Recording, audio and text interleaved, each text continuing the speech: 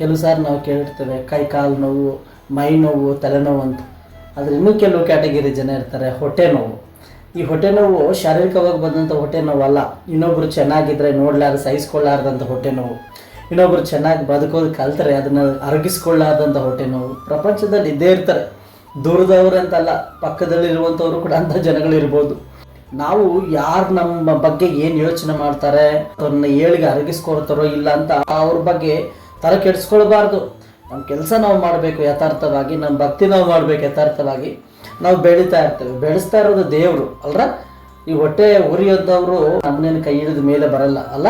Mind ಹೆಂಗಿರ್ತದಂದ್ರೆ ಈ frog ಸ್ಟೇಜಲ್ಲಿ ಇರ್ತದೆ, ಕಪ್ಪೆ ಮೈಂಡ್ ಸೆಟ್. ಕಾಲು ಎಳಿತಿರ್ತೀವಲ್ಲ, ಒಂದು ಫ್ರಾಗ್ ಮೇಲೆ ಹೋಗ್ಬಾರ್ದು, ಕಪ್ಪೆ ಎಲ್ಲ ಕೆಳಗಡೆ ಬಾವಿಯಲ್ಲೇ ಬೀಳಬೇಕು. ಇವತ್ತು ಉದ್ಧಾರ ಅನ್ನೋದು ಮನುಷ್ಯರು ಯಾವತ್ತೂ ಕೊಡಲ್ಲ. ಕೈಯೇ ಕೊಟ್ಟು ನಮಗೆ ಹೆಲ್ಪಿಂಗ್ ನೇಚರ್ ಮಾಡಲಾರ್ದಂಥ ಮನುಷ್ಯ ಉದ್ಧಾರ ಎಲ್ಲಿಂದ ತಂದು ಕೊಡ್ತಾನೆ ಹೇಳಿ? ಆ ಟೈಮಿಗೆ ಏನು ಅವಶ್ಯಕತೆ ಇರಬೇಕು ಹೆಲ್ಪ್ ಮಾಡಲಿಕ್ಕೆ ಬರ್ತೀನಿ ಅಂತ ಹೇಳ್ಬೋದು ಮನುಷ್ಯ. ಆದರೆ ನಿನ್ನ ಲೈಫು, ನಿನ್ನ ಕುಟುಂಬ ಸೆಟಲ್ ಮಾಡಿಬಿಡ್ತೀನಿ ಒಂದು ಕಡೆ ಒಳ್ಳೆ ಪೊಸಿಷನಲ್ಲಿ ಅಂತ ಮನುಷ್ಯನಿಂದ ಹೇಳೋಕ್ಕಾಗಲ್ಲ.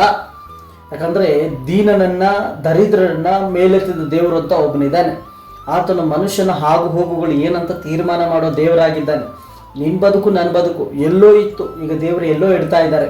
ಕಾರಣವೇನಂತಂದರೆ ಆತನ ದೃಷ್ಟಿಯಲ್ಲಿ ನಾವಿದ್ವಿ.